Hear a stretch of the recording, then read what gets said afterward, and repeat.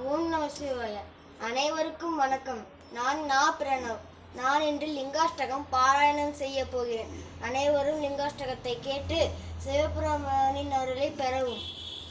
பிரம்ம முராரி சுரார்ச்சித லிங்கம் நிர்மல பாசித சோபித லிங்கம் ஜன்மஜ துக்க விநாசக லிங்கம் தத் பிரணமாமி சதா சிவலிங்கம் தேவமுனி பிரவராச்சிதலிங்கம் காமதஹன கருணாகரலிங்கம் ராவண தத்ப விநாசனலிங்கம் தத் பிரணமாமி சதா சிவலிங்கம் சர்வ சுகந்தி சுலேபித்தலிங்கம் புத்தி விவர்த்தன காரணலிங்கம் சித்த சுராசுர வந்திதலிங்கம் தத் பிரணமாமி சதா சிவலிங்கம் கனக மகாமணி பூஷிதலிங்கம்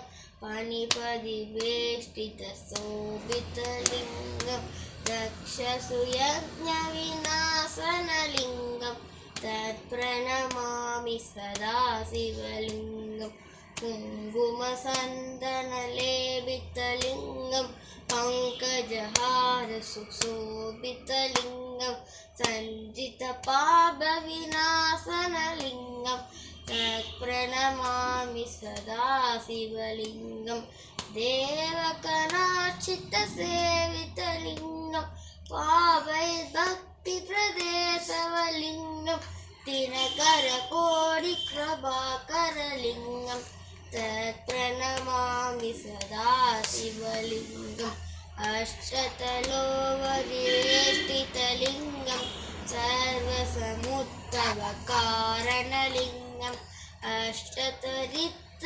விநாசனலிங்கம் தத் பிரணமாமி சதா சிவலிங்கம் சுரகுரு சுரவர பூஷிதலிங்கம் சுரவன புஷ்ப சதார்ச்சிதலிங்கம் பராத்பரம் பரமாத்மகலிங்கம் தத் பிரணமாமி சதா சிவலிங்கம் தத் பிரணமாமி சதா சிவலிங்கம் தத் பிரணமாமி சதா சிவலிங்கம்.